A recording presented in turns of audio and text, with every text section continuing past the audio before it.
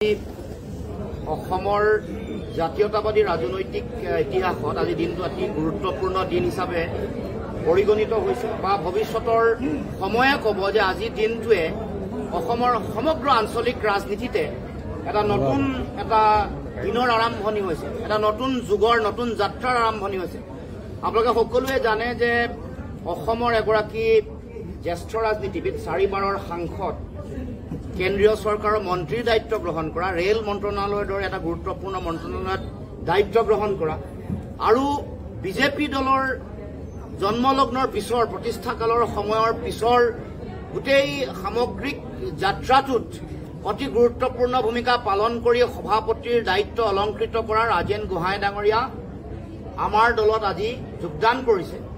মূল লক্ষ্য এটাই, অসমৰ মানুহৰ সংকট নাইকিয়া কৰিব লাগে।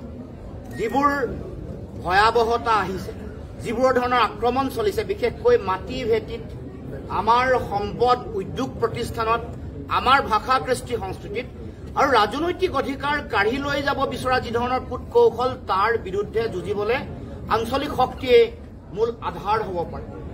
আমাৰ আধ্যাত্মিকতাৰ প্ৰতিও নিৰৱচ্ছিন্নভাৱে এটা আগ্ৰাসী এটা শক্তিয়ে আক্ৰমণ কৰিছে গুৰুজনাৰ আদৰ্শ।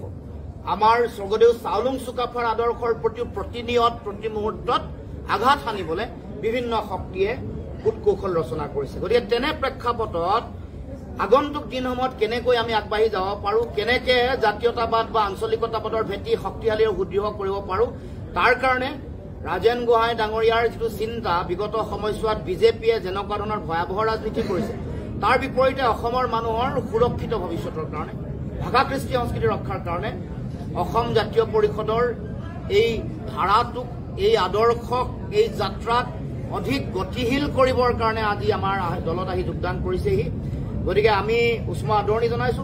আশা ৰাখিছো অহা 26ৰ নিৰ্বাচনত এই ধাৰাৰ যিটো আৰম্ভণি এই শক্তিশালী ৰূপত প্ৰতিফলিত হ'ব আৰু এই আৰম্ভণি আজিৰ পৰা খেল আৰম্ভ হৈছে, আজিৰ পৰা যাত্ৰা আৰম্ভ হৈছে আৰু ইয়াৰ যিটো আজি সৃষ্টি হোৱা যিটো ভূমিকম্পৰ অভিকেন্দ্ৰ আজি, ই পৰৱৰ্তী দিনসমূহত অসমৰ বিভিন্ন প্ৰান্তত ইয়াৰ যিটো প্ৰভাৱ সকলোৱে আপোনালোকে দেখিবলৈ পাব, প্ৰাবল্যতা দেখিবলৈ পাব, প্ৰভাৱ দেখিবলৈ পাব। গতিকে মই দলৰ পবিত্ৰ মজিয়ালে ৰাজেন গোহাঁই ডাঙৰীয়া, তেখেতৰ লগত অহা কেইবাগৰাকীও নেতা, ৰাজকুমাৰ চেতিয়া, ডক্টৰ সিদ্ধাৰ্থ শৰ্মা, জলিল আহমেদকে প্ৰমুখ কৰি সকলো নেতা কৰ্মকৰ্তা, বিভিন্ন বিষয়ববীয়া কৰ্মকৰ্তাক দলৰ পবিত্ৰ মজিয়ালে উষ্ম আদৰণি জনাইছো।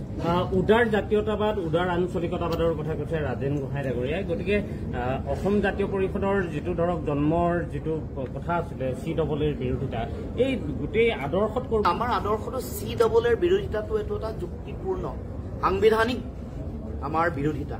আৰু জন্মলগ্নৰ সময়ত আপোনালোকে দলৰ সভাপতিৰ ভাষণ চাব, আমি ইনক্লুচিভ জাতীয়তাবাদৰ কথা কৈছোঁ, য'ত সংকীৰ্ণতা নাই, বিশালতা আছে। ভূপেন হাজৰিকাই কোৱা, আমাৰ মহাপুৰুষ শ্ৰীমন্ত শংকৰদেৱে কোৱা যিটো আদৰ্শ, সেই আদৰ্শৰ আধাৰতহে অসমীয়া জাতীয়তাবাদ গঢ় লৈ উঠিছে। সেইকাৰণে শংকৰদেৱে পাহাৰৰ এগৰাকী মানুহ, মুছলমানৰ চান খাই, নগাৰ নৰোত্তম, সকলোকে লৈ এখন সমাজ গঢ়িছে। গতিকে সেইখন সমাজতে অসমীয়া জাতীয়তাবাদৰ বৰ ভেটি নিৰ্মাণ হৈছে। গতিকে আমি সেই গাৰোসকলৰ গোবিন্দক লৈছিলোঁ, গতিকে সেই আদৰ্শ আমি জীয়াই ৰাখিছোঁ। স্বৰ্গদেউ চাওলুং চুকাফা আৰু মহাপুৰুষ শ্ৰীমন্ত শংকৰদেৱক বাদ দি অসমীয়া জাতীয়তাবাদৰ বৰ ভেটি নিৰ্মাণ হ'ব নোৱাৰে। ভূপেন হাজৰিকাই দিয়া যি মাৰ্গদৰ্শন আৰু দিগদৰ্শনক বাদ দি অসমীয়া জাতীয়তাবাদ কেতিয়াও সম্পূৰ্ণ হ'ব নোৱাৰে। সেইকাৰণে অসমৰ মাটিত জ্যোতিপ্ৰসাদ, হেমাংগ বিশ্বাস, ছবিলাল উপাধ্যায়, সৈয়দ আব্দুল মাল্লিক, এইসকলৰ যিটো তেওঁলোকৰ যিটো দৃষ্টিভংগী, তেওঁলোকৰ আদৰ্শৰ যিটো মহানতা আৰু বিশালতা, সেইটোৱেই সমগ্ৰ অসমৰ সমাজ জীৱনক আচন্ন কৰি ৰাখিছে। গতিকে আমি কেতিয়াও আমাৰ আদৰ্শ, সেই আদৰ্শটো আমি স্থিতি আগৰ পৰাই আছো। ইনক্লুচিভ জাতীয়তাবাদৰ কথা কৈছো। আমাৰ অসমৰ কাৰণে, অসমৰ মানুহৰ কাৰণে, অসমৰ জাতি জনগোষ্ঠীসকলৰ সমূহৰ কাৰণে আমি আমাৰ কৰণীয় যিটো দায়িত্ব আৰু কৰ্তব্য, সেইটো সদায় আমি পালন কৰি যাম আৰু আমি যুঁজিম আৰু আমি আমাৰ অসমৰ মানুহৰ অধিকাৰ আজৰি আনিম। প্ৰথমে মই বক্তব্যত কৈছো, সম অধিকাৰ, সম উন্নয়ন আৰু সমমৰ্যাদা, এইটো আমাৰ দলৰ শ্লোগান। আজি অসমৰ জাতীয়তাবাদী ৰাজনৈতিক ইতিহাসত আজি দিনটো অতি গুৰুত্বপূৰ্ণ দিন হিচাপে পৰিগণিত হৈছে বা ভৱিষ্যতৰ সময়ে ক'ব যে আজি দিনটোৱে অসমৰ সমগ্ৰ আঞ্চলিক ৰাজনীতিতে এটা নতুন দিনৰ আৰম্ভণি হৈছে এটা নতুন যুগৰ